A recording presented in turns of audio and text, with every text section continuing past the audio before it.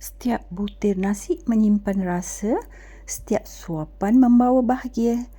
Inilah rahsia nasi goreng Anika yang bukan sekadar mengenyangkan tetapi membuatkan sesiapa sahaja ingin menambah lagi. Sedap sangat, simple, yang penting sangat mudah membuatnya dan bahan-bahan sangat mudah didapati serta sangat berkhasiat.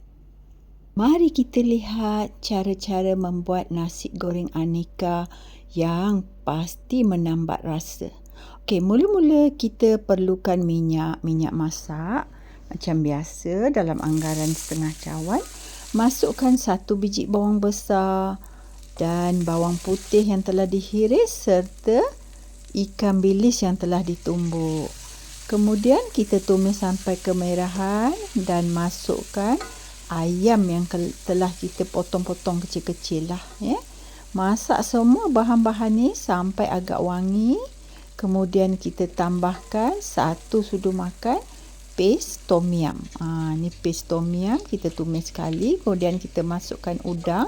Kalau ada udang, masukkan udang. Kalau ada sotong, masukkan sotong. Lepas tu kita masukkan pati ayam dalam setengah cube lah pati ayam masak. Kemudian masukkan sos tiram, kita tambahkan kicap. Saya pakai kicap Kak Zaida sedikit. Tumis semua bahan-bahan ni hingga agak garing supaya kita punya udang tu dah masak lah. Kemudian kita buat lubang tengah dia, kita masukkan 3 biji telur dan biarkan telur tu keras sikit lah. Jangan gaul dulu.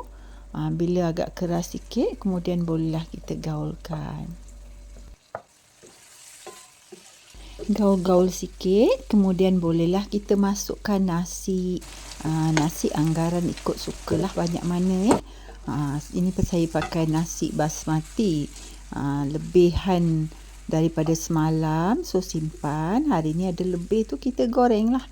Masukkan sekali, masukkan garam secukup rasa. Saya masukkan carrot yang saya dah potong-potong. Masa ni kita suka hatilah, kalau kita nak letak sayur lain pun boleh ya. Kita tambahkan sos ikan nampla sedikit dan minyak bijan sedikit. Semua bahan-bahan ni akan buat nasi goreng kita lebih sedap. Gaul-gaul sempurna, kemudian boleh kita tambahkan lagi sayur yang kita nak letak. Saya ada sayur kangkung. Saya tambahkan sayur kangkung sekali lah. Kalau perempuan nak letak sawi pun boleh, kacang boncis boleh. Terserah pada kegemaran masing-masing. Bolehlah kita gaul-gaul dan rasalah masin dia cukup tak. Kalau tak cukup tu bolehlah taburkan sedikit garam lagi ya. Anggaran kita. Kemudian kita bolehlah goreng nasi kita ni agak lama supaya nampak garing. Barulah nasi goreng kita sedap. Namanya nasi goreng ya. Kalau basah-basah tu bukan namanya nasi goreng. Dah siap nasi goreng Anika rasa dari dapur Ami. Saya tambahkan sedikit daun sup di akhirnya dan bolehlah kita hidangkan panas-panas. Memang sedap, perempuan kena cubalah. Sangat simple, sangat sedap. Padankan pula dengan cili padi macam ni, letak bawang, letak kicap, perah asam limau. Memang terangkat. Jadi perempuan kena cuba resipi nasi goreng Anika dari dapur Ami. Selamat mencuba. Assalamualaikum.